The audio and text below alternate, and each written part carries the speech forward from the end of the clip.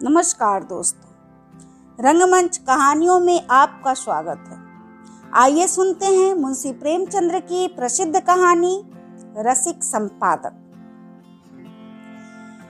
रसिक संपादक नौरस के संपादक पंडित चोखेलाल शर्मा की धर्मपत्नी का जब से देहांत हुआ है, आपको स्त्रियों से विशेष अनुराग हो गया है और रसिकता की मात्रा भी कुछ बढ़ गई है। पुरुषों के अच्छे अच्छे लेख रद्दी में डाल दिए जाते हैं, पर देवियों के लेख कैसे भी हो तुरंत स्वीकार कर लिए जाते हैं और बहुधा लेख की रसीद के साथ लेख की प्रशंसा कुछ इन शब्दों में की जाती है।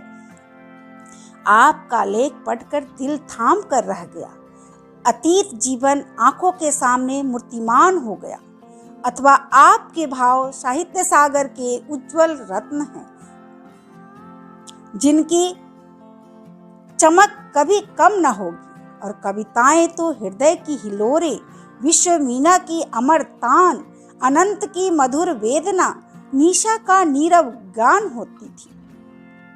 प्रशंसा के साथ दर्शन की उत्कट अभिलाषा भी प्रकट की जाती थी। यदि आप कभी इधर से गुजरे तो मुझे न भूलिएगा।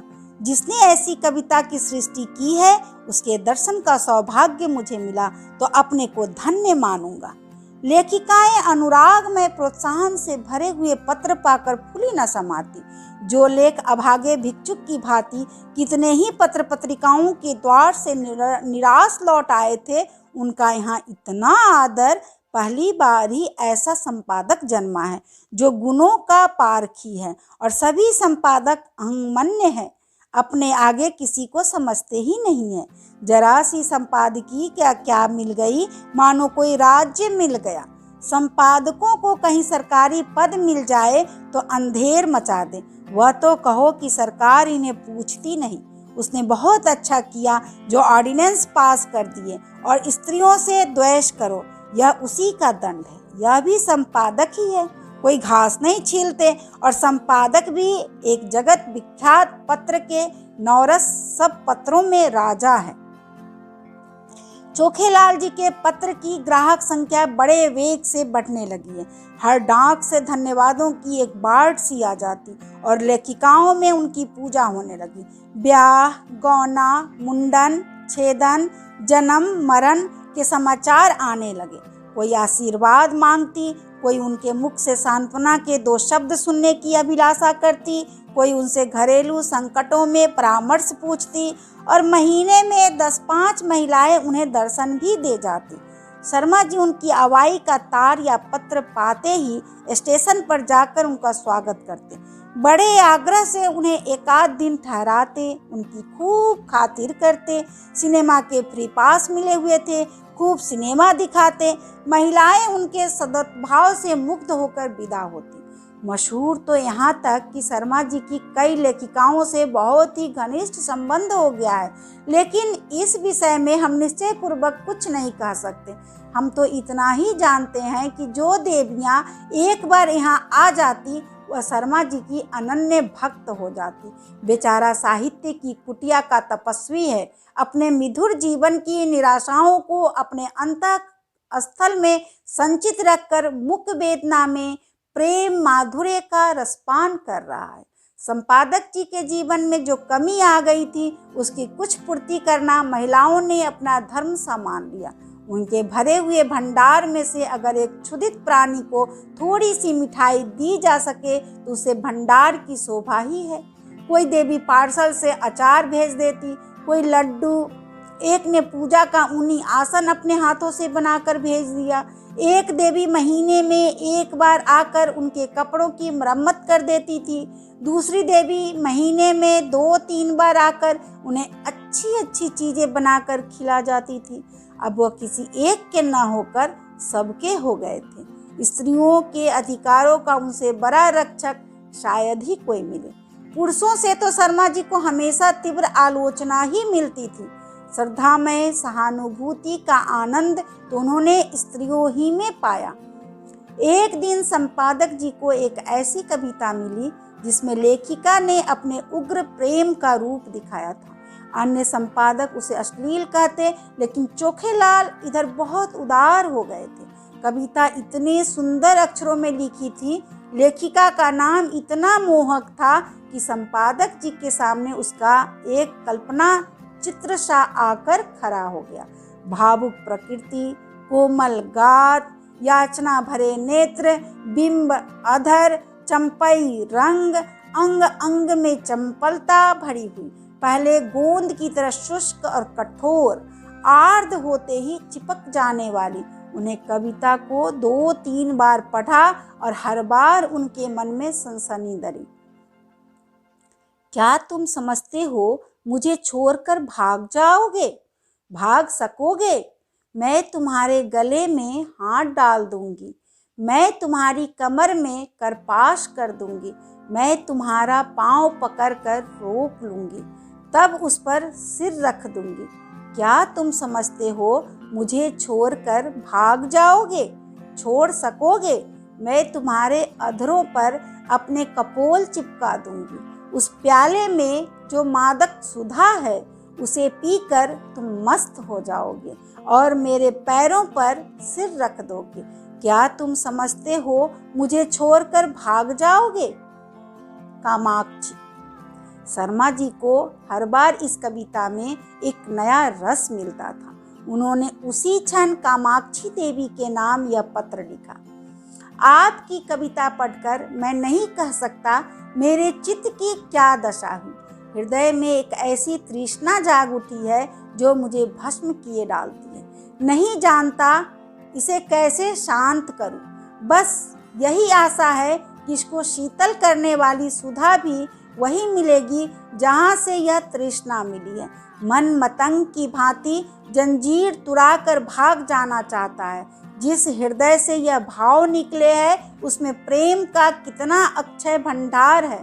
उस प्रेम का जो अपने को समर्पित कर देने में ही आनंद पाता है। मैं आपसे सत्य कहता हूँ, ऐसी कविता मैंने आज तक नहीं पढ़ी थी और इसने मेरे अंदर जो तूफान उठा दिया है वह मेरी विधुर शांति को छिन्न भिन्न किए डालता है।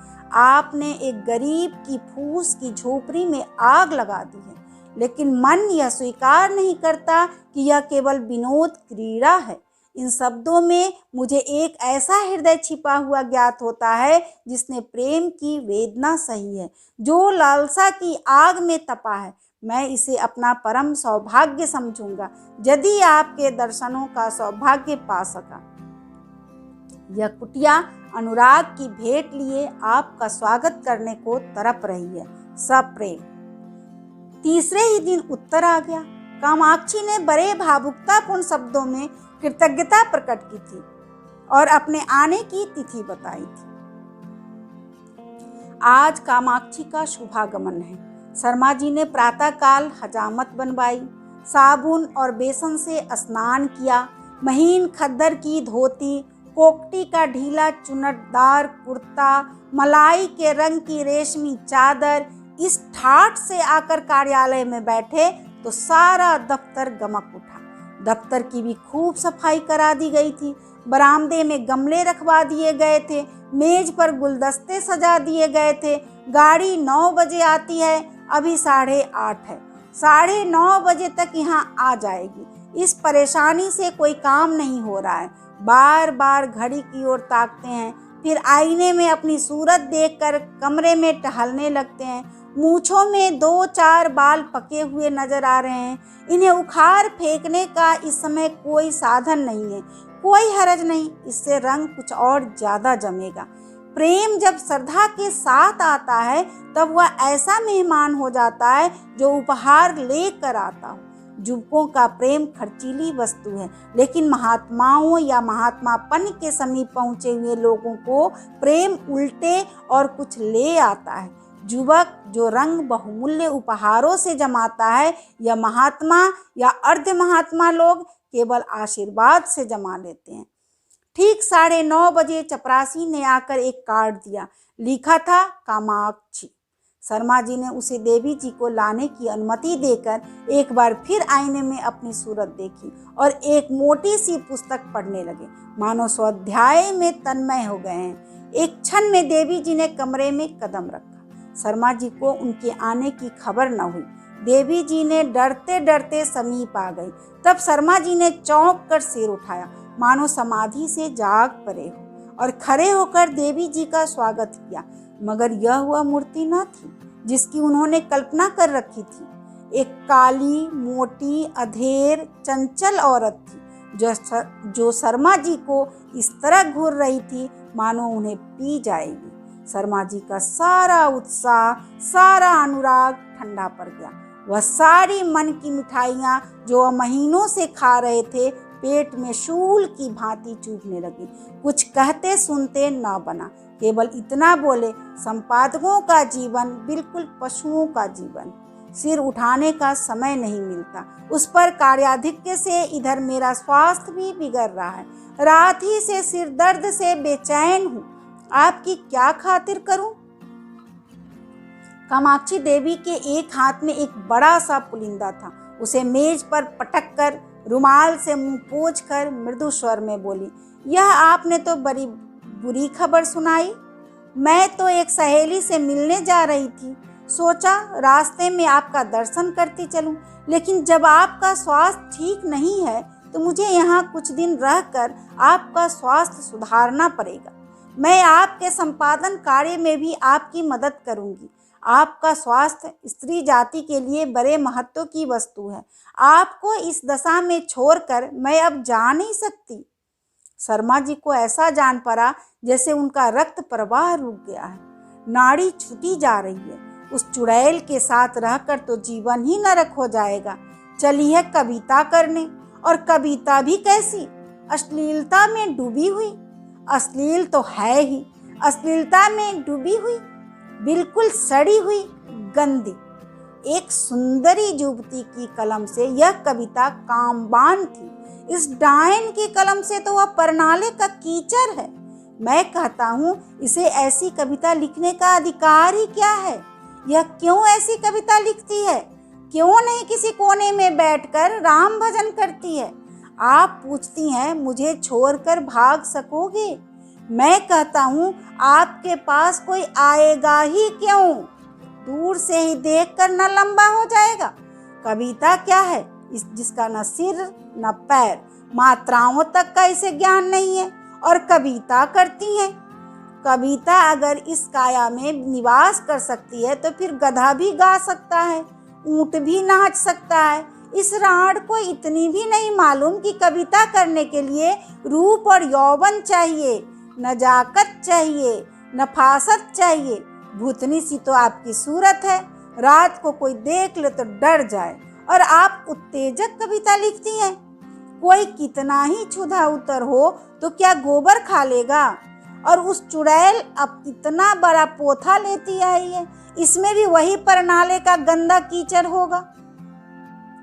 उस मोटी पुस्तक की ओर देखते हुए बोले, नहीं नहीं, मैं आपको कष्ट देना नहीं चाहता। वह कोई ऐसी बात नहीं है, 2-4 दिन के विश्राम से ठीक हो जाएगा। आपकी सहेली आपकी प्रतीक्षा करती होगी। आप तो महाशय जी संकोच कर रहे हैं। मैं 10-5 दिन के बाद भी चली जाऊंगी तो कोई हानि ना होगी। इसकी कोई आवश्यकता नहीं है देवी जी। आपके मुंह पर तो आपकी प्रशंसा करना खुशामद होगी, पर जो सज्जनता मैंने आप में देखी वह कहीं नहीं पाई। आप पहले महानुभाव हैं जिन्होंने मेरी रचना का आदर किया, नहीं तो मैं निराश ही हो चुकी थी। आपके प्रोत्साहन का यह शुभ फल है कि मैंने इतनी कविताएं रच डाली। आप इनमें से जो चाहे रख लें। मैंने एक ड्रामा भी लिखना शुरू कर दिया है, उसे भी शीघ्र ही आपकी सेवा में भेजूंगी। कहिए तो 2-4 कविताएं सुनाओ। ऐसा अवसर मुझे कब मिलेगा? यह तो नहीं जानती कि कविताएं कैसी हैं, पर आप सुनकर प्रसन्न होंगे। बिल्कुल उसी रंग की है। उसने अनुमति की प्रतीक्षा न की, तुरंत पोथा खोलकर एक कविता सुनाने लगी। शर्मा जी को ऐसा मालूम होने लगा जैसे कोई भिगो कर जूते मार रहा है। कई बार उन्हें मितली आ गई, जैसे 1000 गधे कानों के पास खड़े होकर अपना स्वर अलाप रहे हो। कामाक्षी के स्वर में कोयल का माधुर्य था, पर शर्मा जी को इस समय वह भी अप्रिय लग रहा था। सिर में सचमुच दर्द होने लगा। वह गधी टलेगी भी या यूं ही बैठी सिर खाती रहेगी? इसे मेरे चेहरे से भी मेरे मनोभावों का ज्ञान नहीं हो रहा है, उस पर भी आप कविता करने वाली हैं। इस मुंह से तो महादेवी या सुमद्रा कुमारी की कविताएं भी घृणा ही उत्पन्न करेगी। आखिर न रहा गया, बोले, आपकी रचनाओं का क्या कहना? आप यह संग्रह यहीं छोड़ जाए, मैं अवकाश में पढ़ूंगा, इस समय तो बहुत सा काम है। कामाक्षी ने दयाद्र होकर कहा, आप इतना दुर्बल स्वास्थ्य होने पर भी इतने व्यस्त रहते हैं? मुझे आप पर दया आती है, आपकी कृपा है। आपको कल अवकाश रहेगा? जरा मैं अपना ड्रामा सुनाना चाहती थी। खेद है, कल मुझे जरा प्रयाग जाना है। तो मैं भी आपके साथ चलूं? गाड़ी में सुनाती चलूंगी। कुछ निश्चय नहीं किस गाड़ी से जाऊं। आप लौटेंगे कब तक? यह भी निश्चय नहीं। और टेलीफोन पर जाकर बोले, हेलो, नंबर 771। कामाक्षी ने आधा घंटे तक इंतजार किया, मगर शर्मा जी एक सज्जन से ऐसे महत्व की बातें कर रहे थे जिसका अंत ही न होने पाता था। निराश होकर कामाक्षी देवी विदा हुई और शीघ्र ही फिर आने का वादा कर गई। शर्मा जी ने आराम की सांस ली और उस पोथे को उठाकर रद्दी में डाल दिया और जले हुए दिल से आप ही आप कहा, ईश्वर न करे कि फिर दर्शन हो तुम्हारे। कितनी बेशर्म है, उल्टा कहीं की, आज इसने सारा मजा किरकिरा कर दिया। फिर मैनेजर को बुलाकर कहा, कामाक्षी की कविता नहीं जाएगी। मैनेजर ने स्तंभित होकर कहा, फॉर्म तो मशीन पर है। कोई हरज नहीं, फॉर्म उतार लीजिए, बड़ी देर होगी, होने दीजिए, वह कविता नहीं जाएगी। अभी आप सुन रहे थे मुंशी प्रेमचंद्र की प्रसिद्ध कहानी रसिक संपादक। कैसी लगी आपको ये कहानी? अपने विचार मेरे कमेंट बॉक्स में लिखें और मेरे इस चैनल को लाइक करें, सब्सक्राइब करें तथा अपने साहित्य प्रेमी दोस्तों के साथ शेयर करें। धन्यवाद।